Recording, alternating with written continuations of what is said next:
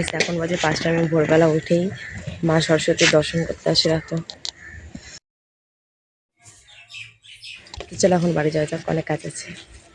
তারপর আমি বাড়ি এসে ব্রাশ করে মুখ ধুয়ে নিই, তারপর আমি আমার কাজে লেগে পড়ি।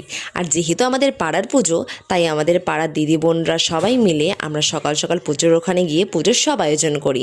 তাই আজকেও যাব, তাই যাওয়ার আগে বাড়ি কিছু কাজ করে তারপরেই আমি যেতে পারবো। তাই আমি রান্নাটা করে নিলাম। আমি স্নান করে নিয়েছি, তো এই ফ্রকটা পরলাম আমি, ঠিক আছে।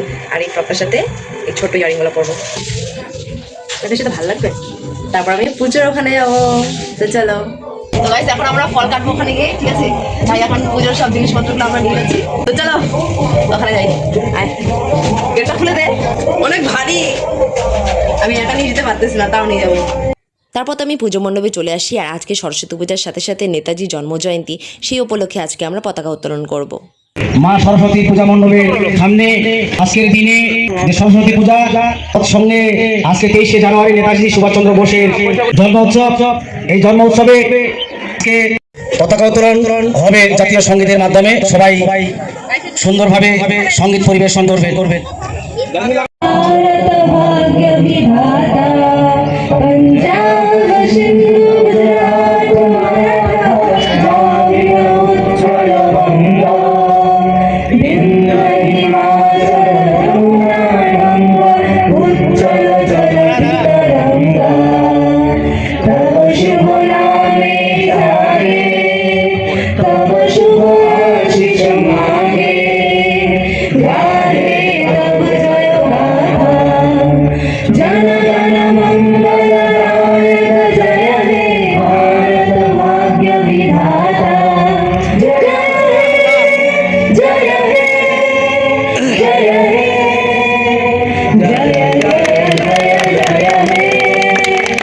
নেতাজি সুভাষচন্দ্র বোস কি, নেতাজি সুভাষচন্দ্র বোস কি, 129 জন নেতাজি সুভাষচন্দ্র বোস কি, ভারত মাতা কি।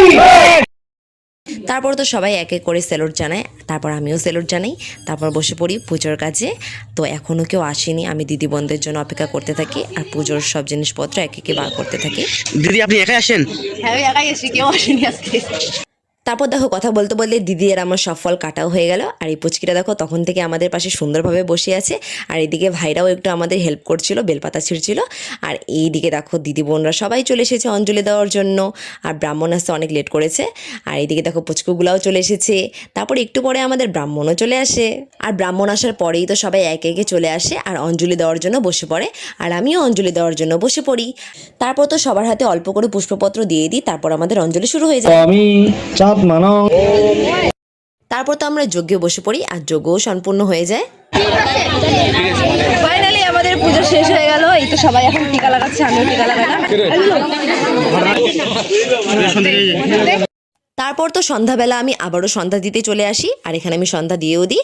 তো আজকের পুরো ভিডিওটি তোমাদের কেমন লাগলো অবশ্যই কমেন্ট করে জানিও। আর লাইক কমেন্ট সাবস্ক্রাইব করতে একদমই ভুলবে না। তো আজকের ভিডিওটি এই পর্যন্তই, পরবর্তী ভিডিওতে আবার দেখা হবে।